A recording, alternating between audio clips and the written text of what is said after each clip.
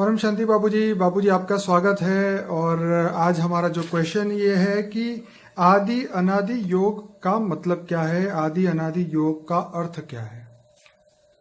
देखो, आदि शब्द और अनादि शब्द दोनों अलग अलग है। आदि और अनादि शब्द का जब तक अर्थ नहीं समझोगे तब तक योग तो मैंने पहले डिफरेंस बताया है। योग माना आत्मा का परमात्मा से कनेक्शन माना योग, याद माना योग, आत्मा का परमात्मा को याद करना माना योग। अब आदि परमात्मा और अनादि परमात्मा वो समझना पड़ेगा ना। बिल्कुल। आदि परमात्मा किसको कहेंगे और अनादि परमात्मा किसको कहेंगे? जो आदि माने जो शुरुआत करता है। जैसे हमारी ब्रह्मांड की आदि माना शुरुआत। हमारे ब्रह्मांड की आदि में कौन था? आदिनाथ, आदिनाथिनी, जिसको प्रथम पुरुष कहते हैं, आदि पुरुष और आदि प्रकृति। तो आदि पुरुष है शिव, आकारी रूप, जो निराकार शिव है, जो परम धाम का मालिक है, जो रचयिता है। इस ब्रह्मांड का रचयिता शिव है। शिव निराकार से पहले आकारी रूप बना, उसका निराकारी से आकारी बना शिव।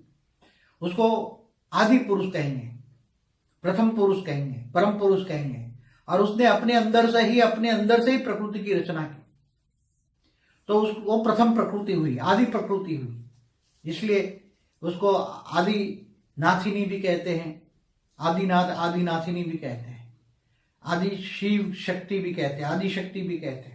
जब ब्रह्मा विष्णु शंकर को भी कोई दिक्कत होती है तो सीधा आदि शक्ति के पास जाते हैं। और इस पूरा ब्रह्मांड का संचालन ब्रह्मा द्वारा सर्जन, विष्णु द्वारा पालना और शंकर द्वारा विनाश हो आदि शक्ति ही करती है।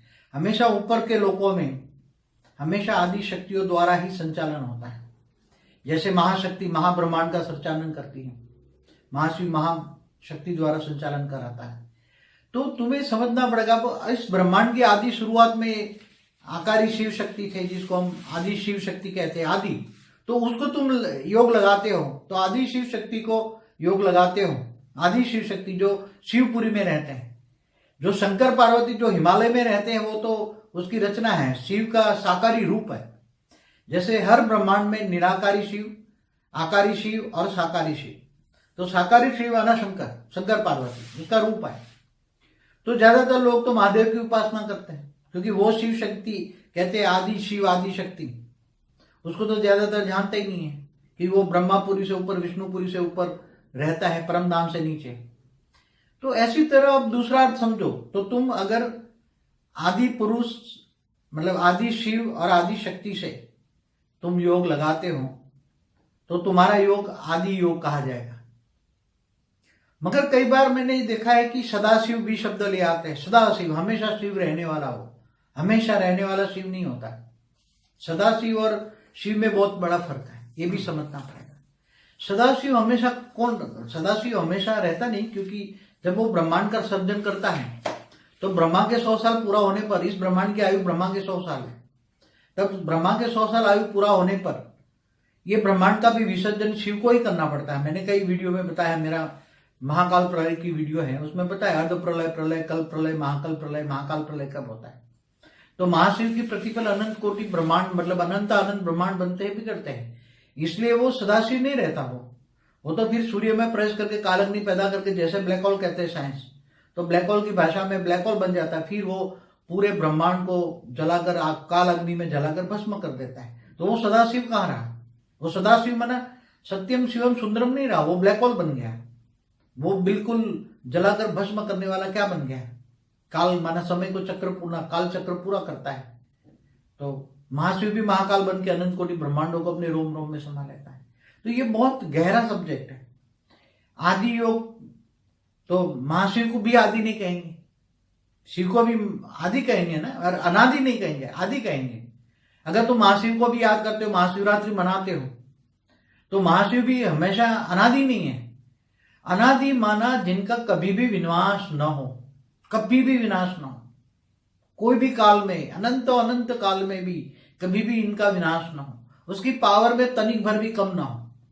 वो ऐसा परम परम परम परम परम महा पावर है, परम परम परम महाशक्ति का पावर है कि उस पावर के अंश मात्र से बेहिसाब universe, multiverse, great great multiverse, कई कलाओं के ब्रह्मांड बने, कई अनंत कलाओं के ब्रह्मांड बने।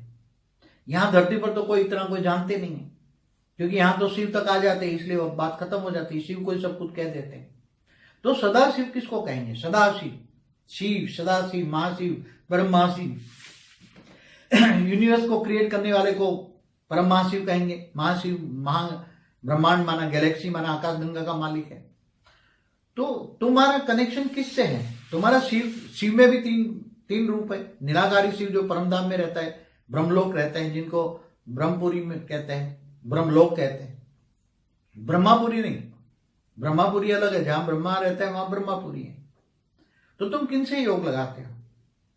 तो सदाशिव से योग, तो सदाशिव का अर्थ समझना पड़ेगा। शिव से योग, निराकार शिव से योग, आकारी शिव शक्ति से योग, या साकारी महादेव से योग, महादेव पार्वती से योग। किसके योग लगाते हो? उससे जिसमें पास जो पावर होगा वो मिलेगा। उसके बाद अलग अलग कैटेगरी की अलग अलग पावर है। परब्रह्म जिसको कहते हैं वो निराकार शिव को कहते हैं, परब्रह्म परमेश्वर कहते हैं।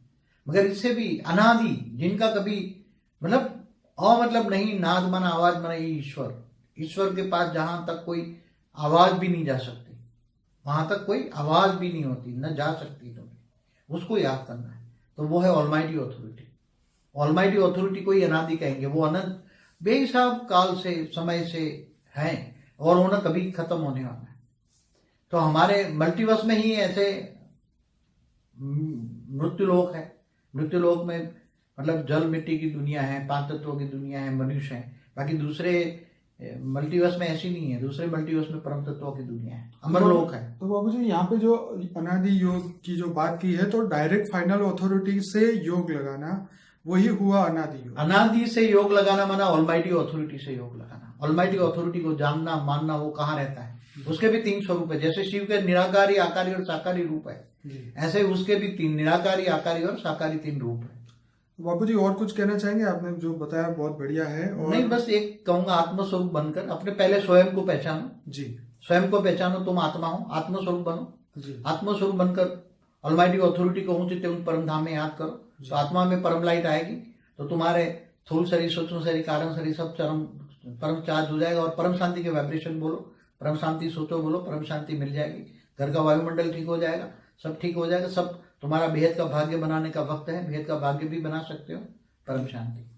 बहुत बहुत धन्यवाद बापू जी, आपका बहुत बहुत धन्यवाद। और सभी श्रोताओं को कहूंगा कि हमारा अनस्पोकन ट्रूथ बाय बापू जी का प्लेलिस्ट पूरा जरूर सुने। उसमें 100 से ज्यादा वीडियोस हैं और बहुत इंपॉर्टेंट वीडियोस हैं जो कि आपको आत्मज्ञान के लिए बहुत हेल्प करेंगे। धन्यवाद बापू जी। परम शांति। परम शांति। बेहद परिवारमुनकु बेहद మా బాపూజీ యొక్క ప్రియ స్మృతులు. బాపూజీ దశరథభాయ్ పటేల్ తెలుగు ఛానల్కు స్వాగతం. ఈరోజు బాపూజీ ఆది అనాది యోగం అంటే ఏంటి, ది సోర్స్ ఆఫ్ యోగా, ఆది అనాది అని యోగం గురించి స్పష్టంగా చెప్తూ ఉన్నారు. ఆది అనే శబ్దానికి, అనాది అనే శబ్దానికి అర్థాలు వేరువేరుగా ఉన్నాయి. ఈ మాటల యొక్క అర్థాలు ఎంతవరకు అయితే మనకు అర్థం కావో అంతవరకు కూడా యోగం అనేది చేయలేము. అనేక రకాల యోగాల గురించి ప్రపంచంలో ఉన్నది. బాపూజీ కూడా చాలా వీడియోల్లో అసలైన యోగం ఏంటి, రియల్ యోగా, బేహద్ యోగా, పరమ యోగా అనే విషయం చెప్పారు. యోగము అంటే కనెక్షన్. ఎవరితోటి ఎవరు కనెక్షన్ పెట్టుకోవాలి, ఎందుకు కనెక్షన్ పెట్టుకోవాలి అనే విషయాన్ని ఇక్కడ స్పష్టం చేస్తున్నారు బాపు. ఆత్మ పరమాత్మతోటి కనెక్షన్ అంటేనే యోగం. దీన్ని స్మృతి యాత్ర, యాత్కి యాత్ర అంటారు. మరి ఆది పరమాత్మ, అనాది పరమాత్మ, ఇక్కడ ఆది యోగం అనాది యోగం అన్నారు అంటే ఆది పరమాత్మతోటి కనెక్షను ఆది యోగము, అనాది పరమాత్మతోటి కనెక్షను అనాది యోగము. అసలు ఈ ఆది పరమాత్మ ఎవరు, అనాది పరమాత్మ ఎవరు, వీరిద్దరికీ మధ్య ఉన్నటువంటి తేడా ఏంటి అని జ్ఞానపరంగా ఎవరైతే తెలుసుకుంటారో అప్పుడు వారిని జ్ఞాపం చేయటం తేలికవుతుంది. ఏ విధంగా యోగం చేయటము చేస్తే ఏమి లభ్యమవుతుంది, ఏ లాభం ఉన్నది, ఎంత పవర్ వస్తుంది అనేది తెలుసుకోగలుగుతూ ఉంటారు. ఆది పరమాత్మ అని ఎవరిని అంటారు అంటే, ఆది అంటే ప్రారంభము. ఫర్ ఎగ్జాంపుల్, మన బ్రహ్మాండం యొక్క రచయితైనటువంటి శివ్ పరమాత్మ, ఆయన ఈ బ్రహ్మాండానికి ఆది పరమాత్మ. ఈ బ్రహ్మాండానికి మాత్రమే ఇక్కడ మనం గుర్తుంచుకోవాలి. అంటే అనంతకోటి బ్రహ్మాండాల్లో అనంతకోటి శివ్ పరమాత్మలు ఉన్నారు. ఆ బ్రహ్మాండాన్ని ఆ శివుడు రచన చేసినప్పుడు ఆయన ఆది పరమాత్మ అవుతారు. అలాగే గెలాక్సీలు రచన చేసినటువంటి వారు మహాపరమాత్మ, మహాశివ్ పరమాత్మ. అది దానికి ఆది పరమాత్మ అయినటువంటి వారు ఆది మహాపరమాత్మ. అదేవిధంగా యూనివర్స్ను రచించినటువంటి పరమాత్మ పరం మహాపరమాత్మ. ఈ మహా యూనివర్స్కి ఆయన ఆది పరమాత్మ, పరం మహాపరమాత్మ అవుతారు. మన బ్రహ్మాండం గురించే ఫస్ట్ చూద్దాము. మన బ్రహ్మాండంను ఆదిలో ఎవరైతే నిరాకార రూపంలో పరమాత్మ ఉన్నారో ఆయన్ని ఆది నాద్ అని అంటారు. ఆది నాద్ ఉంటే మరి ఆది నాదిని కూడా ఉంటుంది. ఎవరు? శివ్ మరియు శక్తి. శివుడు నిరాకారంగా ఉంటే నిరాకారి రూపమే. ఎప్పుడైతే ఆయన నిరాకారి నుండి ఆకారిగా అవుతారో అప్పుడు పరం పురుష్, పరం ప్రకృతిగా అవ్వటం అనేది జరుగుతూ ఉంటుంది. అందుకనే ఆకారి రూపంలో ఉన్న శివుణ్ణి ఆది పురుష్ అని అంటారు. ఆది ప్రకృతి, ప్రథమ ప్రకృతి ఈ బ్రహ్మాండానికి శివుడి యొక్క శక్తి అని అంటారు. శివుడు నిరాకారంగా ఉంటే పరంధామంలో ఉంటారు. బ్రహ్మాండం మొత్తాన్ని రచన చేసే శక్తి ఆయన దగ్గరే ఉంటుంది. రచన కూడా నిరాకారం నుండి జరగదు. నిరాకారి ఆకారిగా అయితేనే, పురుష్ ప్రకృతిగా విడిపోతేనే అప్పుడు ఈ యొక్క బ్రహ్మాండం యొక్క రచన అనేది చేయటం జరుగుతుంది. ఈ యొక్క ప్రకృతి ఎక్కడి నుంచి వచ్చింది అంటే, నిరాకారి శివుడు ఆకారిగా అయినప్పుడు, ప్రథమ పురుషుడుగా అయినప్పుడు ఆ ప్రథమ పురుషుడు తన లోపల నుండే తమ ప్రకృతిని రచన చేశారు, తీశారు బయటికి.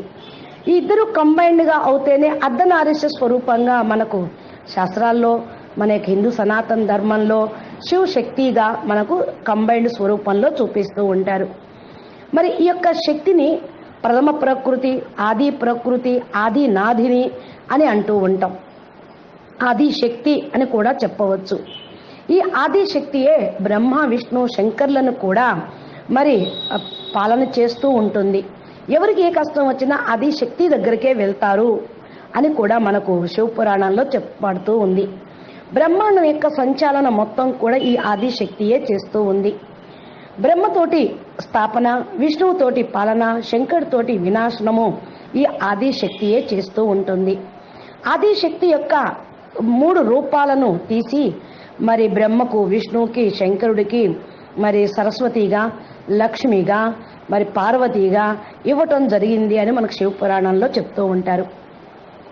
ఇక్కడ ఏదైతే మరి వినాశనం చేసేటువంటి శక్తి కూడా శంకరుడికి ఆది శక్తి నుండే లభిస్తూ ఉంది. 7 లోకాలను చూసుకునేది, మళ్ళా పాతాళ లోకాల్ని చూసుకునేది, పాలన చేసేది, శక్తిని ఇచ్చేది ఆదిశక్తి అనే చెప్పచ్చు. అందుకనే విష్ణువుని పాలనహార్ అంటారు, బ్రహ్మను సృష్టికర్త అంటారు, వినాశకారి శంకరుడు అంటారు. కానీ శక్తి ఎక్కడి నుంచి వస్తుంది? శివశక్తి దగ్గర నుండే వస్తూ ఉంటుంది. అనంతకోటి బ్రహ్మాండాలను సంచాలన చేసేది ఆది మహాశక్తి, అంటే మహాశివుడి ద్వారా వచ్చినటువంటి శక్తి. ఇక్కడ అదే పరం మహాశక్తి కూడా అనంతకోటి గెలాక్సీలను పాలన చేస్తూ ఉంటున్నారు, చూస్తూ ఉంటారు. ఆది పరం మహాశక్తి, ఆది శక్తి పరం మహా శివ్ పరమాత్మ ద్వారా వెలువడినటువంటి శక్తి. ఇక్కడ ఆది నాద్ అని అంటూ ఉంటారు, ఆది నాదిని అంటారు. నాద్ అంటే ధ్వని, నాద ధ్వని, నాద యోగము అని కూడా ఉంటూ ఉంటుంది. అంటే ఏంటి? ధ్వని ప్రపంచాన్ని పాలన చేసేటువంటి వాళ్ళు నాద్. శివపురిలో ఆదిశక్తి అనగా శివశక్తి ఉన్నారు. ఈ శివశక్తి తోటి యోగం జోడించటమే నాదయోగం అనొచ్చు, అంటే ఆది యోగం అవుతుంది ఇది. శంకర్ పార్వతి అనే వాళ్ళు ఎవరు అని మీరు అనుకోవచ్చు. శివుని యొక్క సాకార రూపము, హిమాలయాల్లో తపస్సు చేస్తూ ఉన్నటువంటి వాళ్లే శంకర్ పార్వతి. ప్రతి బ్రహ్మాండంలోనూ సాకారీషు, నిరాకారీషు, ఆకారీషు ఉన్నారు. సాకారంగా ఉన్నప్పుడు ఆయన శంకరుడు అవుతారు, ఆకారిగా ఉన్నప్పుడు శివశక్తిగా ఉంటారు, నిరాకారంగా ఉన్నప్పుడు శివ పరమాత్మగా ఉంటారు. శంకర్ పార్వతిని మామూలుగా మరి దేవదేవ మహాదేవ్ మహాదేవి అని కూడా చెప్తూ ఉంటారు. ఎందుకని ఆదిదేవ్ మహాదేవ్ అని ఎందుకు అన్నారు అంటే దేవతలందరికి కూడా శ్రేష్ఠుడు, సాకార రూపంలో ఫస్ట్ ప్రథమ దేవ్. అది కూడా కాకుండా మరి బ్రహ్మ కూడా దేవుడు, సూక్ష్మంగా అకారి రూపంలో ఉన్నటువంటి దేవుడు బ్రహ్మదేవుడు, విష్ణు దేవత, శంకర్ దేవత అని అంటూ ఉంటారు. ఫస్ట్ ఈ బ్రహ్మాండంలో వాళ్లే రచన చేయబడ్డారు. తర్వాత కదా మరి దేవతా రచన, పరం పురుషులు, ఫరిస్తాలు రచన జరిగింది. కాబట్టి దేవతల శ్రేష్ఠుడు అని అంటానికి ఫస్ట్ దేవుడు అని అంటానికి శంకరుణ్ణి ప్రతీకగా చూపిస్తూ ఉంటారు. దేవతలు కూడా శంకరుణ్ణి ఉపాసన చేస్తూ ఉంటారు. రాక్షసులు కూడా శంకరుణ్ణి ఎక్కువగా ఉపాసన చేస్తూ ఉంటారు. ఆది దేవ్ వేరు, శివుడు వేరు, మహాదేవ్ శంకరుడు వేరు. ఇది మనం అర్థం చేసుకోవాల్సిన విషయం. బ్రహ్మపురిలో బ్రహ్మ ఉంటే విష్ణుపురిలో మరి విష్ణు ఉంటే శివపురిలో మరి శంకరుడు ఆకారి రూపంలో ఉన్నారు. ఇది పరంధామంలో మరి శివుడు నిరాకారి రూపంలో ఉన్నారు. పరంధామంలో ఉన్నటువంటి ఆయనతోటి యోగం చేయటమే ఆది యోగం అవుతుంది. కొంతమంది ఆది దేవుడు, ఆది శక్తి అని కూడా శంకరుణ్ణి, పార్వతిని ఎక్కువగా ధ్యానం చేస్తూ ఉంటారు. చాలా వరకు కూడా మన సదాశివుడు అన్న మాట మనం అన్ని చోట్ల వింటూ ఉన్నాం. భక్తి మార్గంలో ఎక్కువగా దీన్ని ప్రయోగిస్తూ ఉంటారు, ఈ మాటని చెప్తూ ఉంటారు. కానీ శివుడు ఎప్పుడూ సదాశివుడుగా ఉండటం అనేది జరగదు. శివుడు అంటే కళ్యాణకారి, పవర్ఫుల్గా, లైట్ హౌస్గా ఉండటం. ఆయన ఎప్పుడూ మరి శివుడు రూపంలో ఉండరు, మారిపోతూ ఉంటుంది ఆయన రూపం. శివుడికి సదాశివుడికి కూడా చాలా తేడా ఉంది అంటున్నారు. ఈ బ్రహ్మాండం యొక్క బ్రహ్మకు 100 సంవత్సరాలు పూర్తయితే శివుడు కూడా ఈ బ్రహ్మాండం మొత్తాన్ని తన లోపలికి విసర్జన చేసుకుంటారు. అదేవిధంగా అనంత కోటి బ్రహ్మాండాలను కూడా మహాశివుడు తన రోమంలో కూడా ఇముడ్చుకుంటారు. మహాశివుడి లోపల నుండి కూడా ప్రతి ఒక్క సెకండ్ అనంత బ్రహ్మాండాలు తయారవుతూ ఉంటాయి, విలీనం అవుతూ ఉంటాయి. ఇది బాపూజీ చాలా వీడియోలో కూడా చెప్పారు. మరి శివుడు సదాశివుడిగా ఉండడు అంటే అది ఎలాగా అనుకోవచ్చు. ఎప్పుడైతే ఈ బ్రహ్మాండం యొక్క పవర్ మొత్తం నిరాకారి శివుడు లోపల ఇముడు చేసుకుంటే అదేమవుతుంది, ఒక ఎనర్జీ కింద అవుతూ ఉంటుంది. అయితే ఈ యొక్క బ్రహ్మాండం ఎందుకు ఇముడ్చుకోవాల్సి వచ్చింది? అంతా నెగిటివ్ అయిపోయింది, పంచతత్వాల మయం అయిపోయింది, పవర్ లాస్ అయిపోయింది. అందుకని తన పవర్ని మొత్తం తన లోపలికి ఇముడ్చుకుంటే దాన్ని సైంటిఫిక్గా దీన్నే బ్లాక్ హోల్ అని సైన్స్ వాళ్ళు చెప్తూ ఉన్నారు. బ్రహ్మాండం యొక్క సర్జన విసర్జన అనేది చేయటం శివుడు పనే. ఎప్పుడైతే విసర్జన చేస్తాడో ఆయన సదాశివుడుగా ఉండడు, సర్జన చేసేటప్పుడు శివుడుగా ఉంటారు. మరి సత్యం, శివం, సుందరం అనేది కూడా నిరాకారి రూపంలో ఉన్నట్లే. కాలచక్రం పూర్తి అయిపోయిన తరువాత మళ్ళా శివుడు మరి నిరాకారి రూపంలో బ్లాక్ హోల్గా ఎలా అవుతాడు, ఎనర్జీ మొత్తం తన లోపలికి లాగేసుకొని మరి మళ్ళా మహాశివుడు ద్వారా తన రచయిత ద్వారా ఎలా శక్తి తీసుకుంటాడు అనేది కాలచక్రం గురించి బాపూజీ చాలా అనంతకోటి బ్రహ్మాండాల అన్న పుస్తకంలో వీడియోస్లో కూడా చెప్పడం జరిగింది. ఎప్పుడైతే బ్రహ్మకు కాలమానం పూర్తి అయిపోతుందో తన యొక్క పవరు మొత్తం కథమైపోతుంది అనేటువంటి విషయం. ఇవి చాలా లోతైన గుహ్యమైన రహస్యాలు. శివుణ్ణి అనాది అని అంటానికి కూడా వీల్లేదు. ఆది నుండి ఈ బ్రహ్మాండం సృష్టికర్త కాబట్టి ఆయన్ని ఆది ఈ బ్రహ్మాండానికి అని చెప్పవచ్చు.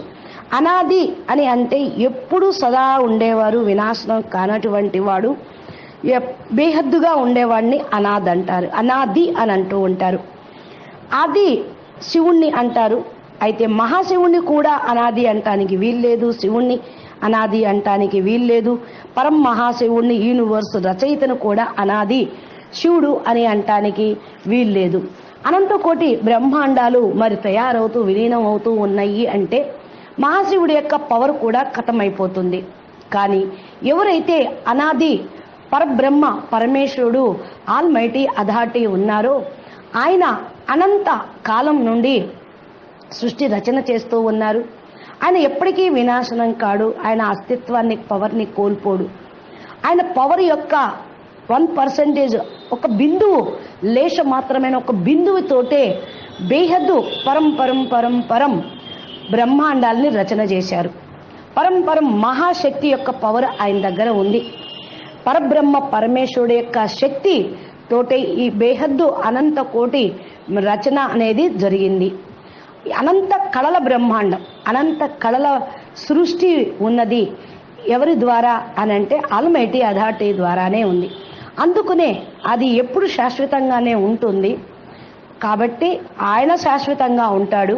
దాన్నే అనాది బ్రహ్మ అంటారు. అదేంటి అంటే ఈ బ్రహ్మాండం కూడా వినాశనం అవుతుంది, గెలాక్సీలు సమాప్తం అవుతాయి, యూనివర్సులు సమాప్తం అవుతాయి. కానీ అనంత కళల బేహద్దు పరంధామం ఉన్నటువంటి బ్రహ్మాండం ఎప్పటికీ సమాప్తి కాదు అనే విషయాన్ని మీరు చక్కగా తెలుసుకోవాలి. చాలామంది శివుడి యొక్క భక్తులు శివుడే సర్వస్వం అని మరి అనేక పేర్లు ఆయనకి కూడా పెట్టడం జరిగింది. సదాశివుడని, మహాశివుడని, ఆదిశివుడని, ఆయనే పరబ్రహ్మ అని కూడా అంటూ ఉంటారు. ఇక్కడ మనం తెలుసుకోవాల్సింది ఆది వేరు, అనాది వేరు. మరి అనాది పరబ్రహ్మ పరమేశ్వరుని స్మృతి చేయటం, కనెక్షన్ కలుపుకోవటం, యోగం చేయటమే అనాది యోగం అవుతుంది. దీనితోటే అనాది శక్తులు వస్తాయి. ఇవి బేహద్దు పరంపరం శక్తులు. ఇవి మరి ఎవరికి అందాలో, ఎవరైతే తెలుసుకుంటారో వాళ్ళే దీన్ని పొందగలుగుతూ ఉంటారు. యోగం జోడిస్తే ఎవరితో జోడించాలో నిర్ణయించుకోండి. ఆది పరమాత్మ తోట, అనాది పరమాత్మ తోట, మహాదేవ్ తోట, మహాశక్తి తోట ఎవరితో జ్ఞాపం చేస్తే వారి దగ్గర ఉన్నటువంటి పవరే వస్తుంది. నిరాకార శివుణ్ణి జ్ఞాపం చేస్తే నిరాకారి శక్తి వస్తుంది. ఆకారి ఆది శివశక్తి తోటి యోగం జోడిస్తే వారి దగ్గరున్న శక్తి వస్తుంది. అదేంటండి వారి దగ్గరున్న శక్తి అంటే, శక్తి అనేది ట్రాన్స్ఫర్ అవుతూ ఉంటుంది, రచనా విధానంలో మారుతూ ఉంటుంది. నిరాకారు దగ్గర ఉన్న శక్తి ఆది శివశక్తుల దగ్గర ఉండదు, తగ్గిపోతుంది పవరు. అదేవిధంగా సాకార రూపంలో ఉన్న శంకరుడు దగ్గర కూడా ఉండదు. ఆయన సాకారంలోకి వచ్చేశారు. అందుకనే ఆయన మళ్ళా ఆయన యొక్క నిరాకారి రచయిత అయినటువంటి ఆయన్నే స్మృతి చేస్తూ జ్ఞాపకం చేస్తూ ఉంటారు. ఇది డిఫరెన్స్ ఉంది, వేరువేరుగా ఉన్నారని తెలియక భక్తి మార్గంలో మరి ఒకే రకంగా అని చెప్పటం, శాస్త్రాల్లో అలాగే ఉండటం, సాధువులు మహాత్ములు కూడా దాన్ని ప్రవచనాల్లో రూపంగా చెప్పడం కూడా జరుగుతూ ఉంది. కానీ ఇక్కడ బేహద్దు విషయాలు అనాది ఏంటి, ఆది ఏంటి అనేది మన పరబ్రహ్మ పరమేశ్వరుడు ద్వారా, ఆల్మైటీ అథారిటీ ద్వారా విశ్వ పరివర్తక ఈశ్వరీయ విశ్వవిద్యాలయంలోనే ఇక్కడ చెప్పబడుతూ ఉంది.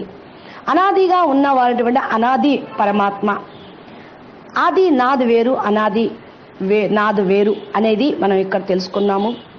నిరాకార స్వరూపంలో ఏ ధ్వని ఉండదు. కాబట్టి బేహద్దు అథారిటీ, ఆల్మైటీ అథారిటీ ఉన్నటువంటి అనాది పరమాత్మ దగ్గర కూడా ఏ ధ్వని ఉండదు. కాబట్టి ఇది హిసాబ్, లెక్కలేనంత కాలం పూర్వం, అనాది కాలం నుండి ఉంటుంది.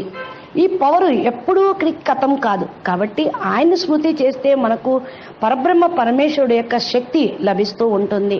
ఇది అవినాశి పరం పరం పరం పరం అమరత్వాన్ని ఇచ్చేటువంటి, అమర శక్తిని ఇచ్చేటువంటిది. కాబట్టి అనాదితోటి యోగం జోడించడం తెలుసుకోండి. ఆల్మైటీ అథారిటీ ఎవరో తెలుసుకోండి.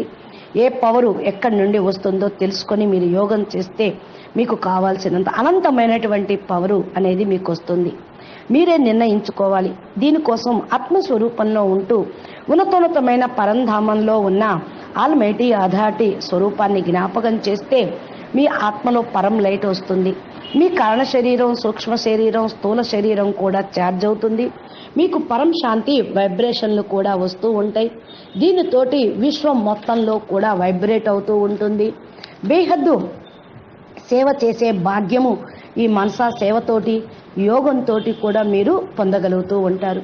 కనుక సమయం ఎక్కువ లేదు. మీరు చేయాల్సింది, తెలుసుకోవాల్సిన రహస్యాలు తెలుసుకోండి, పురుషార్థం చేయండి.